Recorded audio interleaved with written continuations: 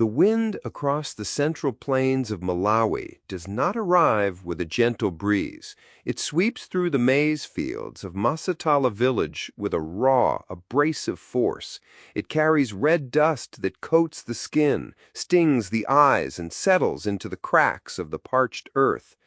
In the year 2001, that wind blew across a landscape of devastation. The rains had failed. The sun beat down on the soil until it hardened like baked clay. The maize stalks, which should have stood tall and green, shriveled into brittle brown husks. This was not just a bad season. It was the beginning of a famine that would push the entire region to the edge of survival. Families watched their food stores dwindle to nothing.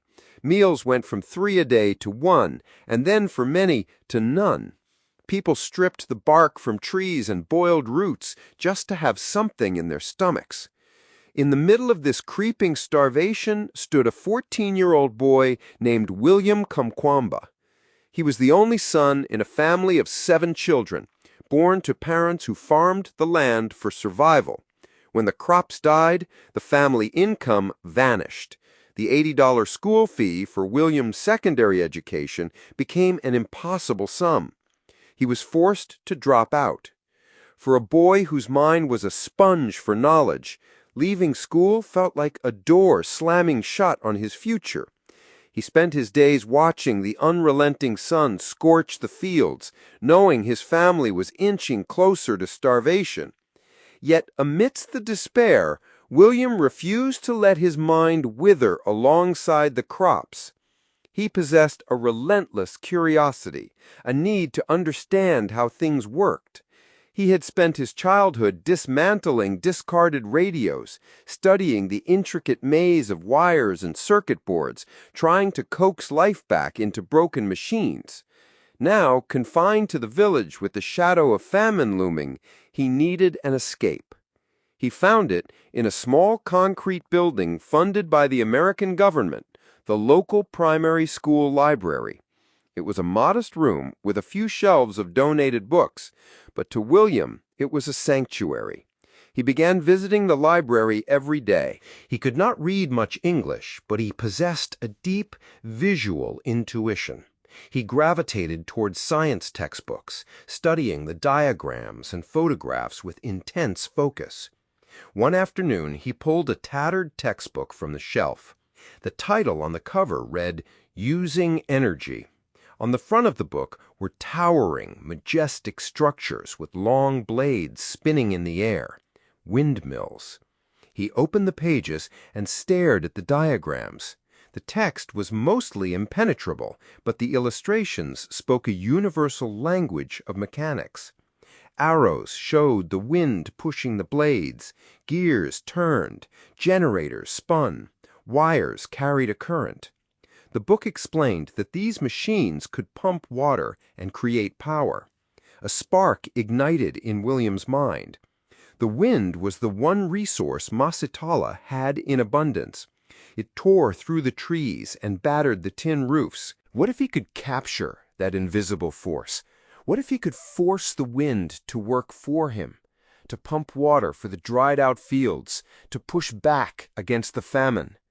It was an audacious thought for a teenager standing in a starving village with no money, no tools, and no formal education. But William looked at the diagram of the windmill and made a decision. He would build one. He did not have steel, fiberglass, or engineering blueprints. He had the village scrapyard. The scrapyard was a graveyard of discarded metal, a rust-covered monument to broken things. To most people in Masatala, it was a place of useless junk. To William, it was a hardware store. He spent weeks wading through the tangled weeds and jagged metal, hunting for the pieces of his puzzle. His hands grew calloused and cut as he unearthed treasures from the debris. He found a rusted tractor fan, its heavy metal blades still intact. This would become the rotor.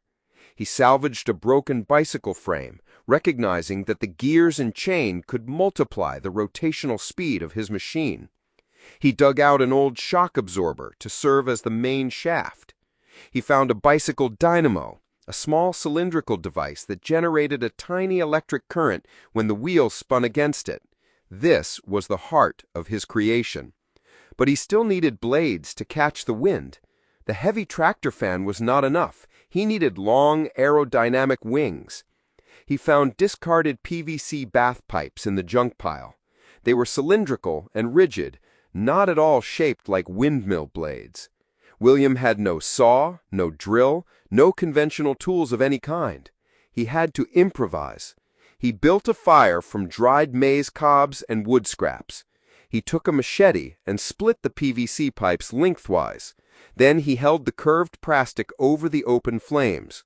The heat softened the PVC, and as it grew pliable, he pressed the edges flat, molding them into wide, curved blades designed to catch the air. To attach the blades to the tractor fan, he needed to bore holes through the thick plastic and metal. He found a large rusted nail. He shoved the nail through half of a dried corn cob to create a makeshift insulated handle. He held the nail over the glowing red coals until the metal radiated intense heat. Then he pressed the scorching iron through the PVC and the metal fan. The plastic hissed and melted, sending sharp, toxic smoke into the air. He repeated this grueling, primitive process for 3 hours, heating the nail, burning a hole, heating the nail, burning a hole, until he had the precise bolt patterns he needed. He fastened the PVC blades to the tractor fan using scavenged nuts and bolts. Next came the mechanics. He needed to transfer the slow, powerful rotation of the blades into a high-speed spin for the dynamo. He welded the shock absorber to the bicycle frame. He attached the fan to the wheel axle. When the wind turned the blades, the axle would turn the bicycle wheel. The bicycle chain connected the large wheel to a smaller gear, multiplying the revolutions. The spinning tire would rub against the small metal head of the bicycle dynamo. Inside the dynamo, magnets would spin around copper wire coils, exciting electrons and generating an electrical current. It was a masterpiece of junkyard engineering, a testament to pure mechanical logic born from poverty. But building the machine was only half the battle. To catch the wind, he needed elevation. He gathered long, sturdy blue gum tree trunks from the surrounding forest. Using rough sisal rope and iron nails, he lashed the trunks together to form a rickety, crude tower rising 16 feet into the air. It looked like a giant, chaotic wooden skeleton. The villagers watched this construction with growing bewilderment. When William had started hauling scrap metal through the village, people whispered. As the tower rose, the whispers turned to open mockery. They called him crazy. In a culture where unexplained erratic behavior was often attributed to witchcraft, some even suggested he was bewitched. His own mother worried for his sanity. They had asked God for rain, for relief from the famine, and here was a boy building a useless metal tree. They told him to stop wasting time, to focus on finding food. But William ignored the laughter. He hauled the heavy, awkward windmill assembly up the wooden rungs of his tower. His muscles burned as he hoisted the bicycle frame and the massive rotor. He secured the contraption to the top of the blue gum poles. He ran a pair of spliced copper wires from the dynamo down the length of the tower and into his family's dark, mud-brick house. He connected the wires to a small, single light bulb he had scavenged. The day of the test arrived. Word had spread through Masitala. A crowd gathered at the base of the tower. They were skeptical, waiting for the crazy boy's contraption to fail, waiting for the wood to snap and the metal to crash to the dust. William stood at the top of the 16-foot tower. The structure swayed and creaked under his weight. He looked down at the faces of his neighbors, his family, the people who had mocked him. He reached out and released the locking mechanism that held the blades in place. For a second, nothing happened. The air was still. The crowd murmured. Then a gust of wind swept across the maize fields. The massive PVC blades caught the air. They shuddered, groaning against the friction. Then they turned. 1 rotation. 2. The wind picked up, howling across the plains, and the blades began to blur. The massive tractor fan spun the axle. The bicycle wheel rotated, pulling the chain taut. The chain drove the gears, spinning the wheel at a dizzying speed. The rubber tire shrieked against the metal head of the dynamo. The magnet spun inside the copper wire. Electrons moved. Down below, inside the dim, stifling heat of the house, a miracle occurred. The small glass bulb flickered. Then it glowed. A bright, steady, piercing light pushed back the shadows. The crowd gasped. The mocking laughter vanished, replaced by stunned silence, and then erupting cheers. People pushed forward, staring at the wire, staring at the bulb, staring up at the boy on the swaying tower. He had done it. He had captured the wind. He had pulled light from the empty air. He produced 12 volts of electricity, enough to power 4 lights and 2 radios. But the impact of that crude, wobbling machine went beyond simple illumination. In a village disconnected from the modern grid, William's house became a beacon. Neighbors who had once called him crazy now walked miles across dusty footpaths to line up at his door. They brought their dead mobile phones, plugging them into the crude charging station William had rigged.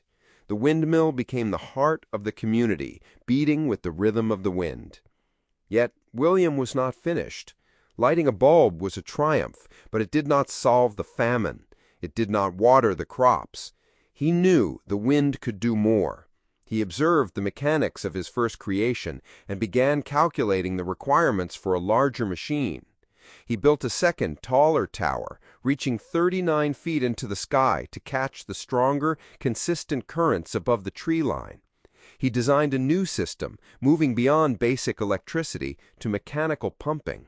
He connected a windmill to a deep-water well, using the rotational force to drive a solar-powered pump. The wind spun the blades, the pump drew the water, and a steady, life-giving stream flowed into the dry irrigation channels. The cracked earth drank the water.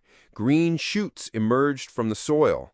William had not just harnessed the wind, he had harnessed survival. He had engineered a solution to the very drought that had forced him out of school. The story of the boy who built a windmill from junk could not be contained in the borders of Masitala. Rumors of the electric wind spread through the local markets, traveling from village to village until they reached the capital. Journalists arrived in the dusty village, staring in disbelief at the wooden tower and the spinning scrap metal. An education official visited and was astounded to learn that the architect of the system had been out of school for 5 years. The world soon took notice. William's primitive creation, born of desperation and a library book, propelled him across the globe. He walked onto international stages, sharing his story with leading scientists, engineers, and environmentalists. He saw majestic, towering commercial wind turbines in California, sleek, white leviathans of modern engineering. Yet none of those multi-million-dollar structures held the profound significance of his rickety blue gum tower. His machine was a testament to the fact that innovation does not require pristine laboratories or massive funding. It requires a problem, a determined mind, and the refusal to accept defeat. Today, William's legacy extends far beyond his own backyard. He founded the Moving Windmills Project, returning the fruits of his success to the very community that had watched him build his first tower. The organization drills clean water wells, installs solar panels at schools, and mentors young Malawians. They take the spirit of the junkyard and apply it to modern challenges, proving that human ingenuity is the most potent energy source on the planet. The scrapyard in Masitala is no longer just a graveyard of broken things. It is a reminder that potential is everywhere, hidden under rust and dirt, waiting for someone willing to put the pieces together. The wind still blows across the central plains of Malawi. It still carries the red dust, and it still tests the resilience of the people. But it no longer just takes, it gives. It spins the blades, it pumps the water, it lights the dark. If you enjoyed this story and want to hear more like it, send a link to this episode to one friend who appreciates true tales of human ingenuity.